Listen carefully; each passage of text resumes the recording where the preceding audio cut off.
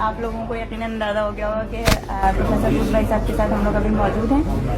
ایک چھوٹا سا سوال ہے جس پہ ہم بات کرنا چاہیں گے.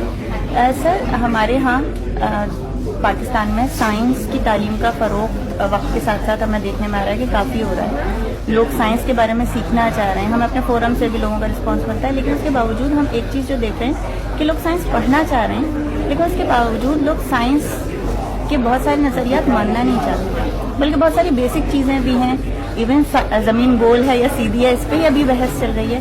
جبکہ جو ہمارا تعلیمی نظام ہے اس کے نقص تو آپ بھی بہت زیادہ جو ہے وہ مطلب کہاں کہاں پر ٹیکسٹ کی اور نصابی کتب کی کمزوریاں ہیں جو درست ہونی چاہیے, اس پہ آپ بھی نشاندہی کرتے ہیں. لیکن اس کے باوجود ہم یہ دیکھ رہے ہیں کہ جب اعداد و شمار آتے ہیں تو یہ بتایا جاتا ہے کہ جی خواندگی کی شرح جو ہے وہ پچھلے سالوں میں بڑی زبردست بڑھتی جا رہی ہے. آپ کے خیال میں مطلب کیا اس کا کوئی فرق پڑ رہا ہے اس رویے پہ, جو سائنسی رویہ ہمیں نظر آ رہا ہے ہمارے ماحول میں, کہ لوگ سائنس پڑھنا بھی چاہتے ہیں لیکن وہ جو ایک رکاوٹ ہے اور ایک مطلب لوگ اس کو ماننے پہ بہت زیادہ جھجک محسوس کرتے ہیں؟ ہاں, اس لیے کہ مذہب اس کے آڑے لایا جاتا. اب سائنس تو اس زمانے کی ضرورت ہے. ہر ایک جو ہے اسے یہ معلوم ہے کہ اگر اس نے سائنس نہیں پڑھی, انگریزی نہیں پڑھی, تو آگے ملازمتیں نہیں ملیں گی. باہر کی جو دنیا ہے اسے ہم سمجھ نہیں پائیں گے کہ آج کل کے زمانے میں سائنس کے بغیر تو گزارا ہوتا نہیں ہے. مگر پھر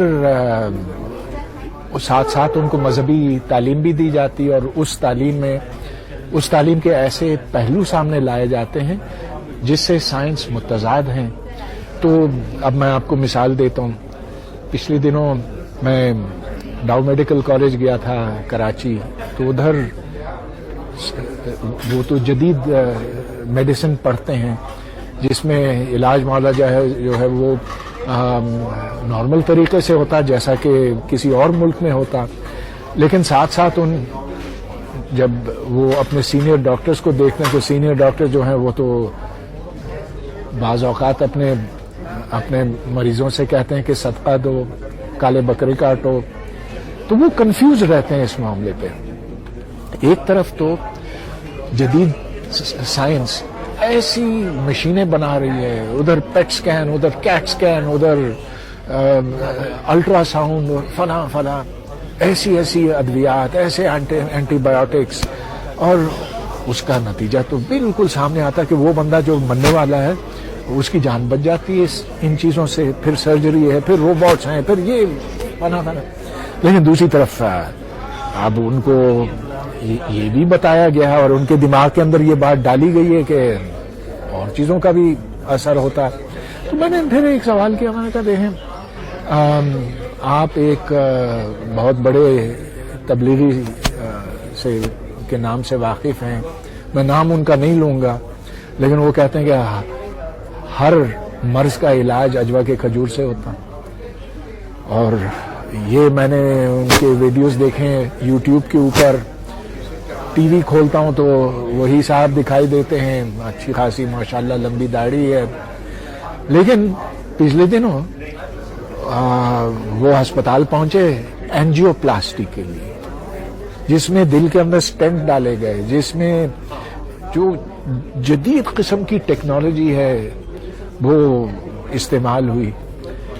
تو میں ان صاحب سے, اگر وہ میرے سامنے ہوتے, میں ان سے یہ سوال کرنا چاہتا کہ آپ کو جب یہ دل کی تکلیف محسوس ہوئی, آپ نے بس, آپ کو تو چاہیے تھا کہ بس کچھ اور کھجور کھا لیتے. اب ہمارے جو اسٹوڈنٹس ہیں وہ اس تذبذب میں ہیں کہ کیا دنیا ان سائنس کے حساب سے چلتی ہے یا دعاؤں سے چلتی ہے, یا جو آسمانی کتابوں میں لکھی ہوئی ہے اس کے مطابق چلتی ہے. تو یہ کنفیوژن جب تک دور نہیں ہوگی تو میں سمجھتا ہوں کہ پاکستان میں سائنس کے رستے بھی مسدود رہیں گے, بند رہیں گے. آپ کا بہت شکریہ جناب پرویز حود بھائی صاحب کہ آپ نے سائنس کی دنیا کے لیے اپنا قیمتی وقت نکالا.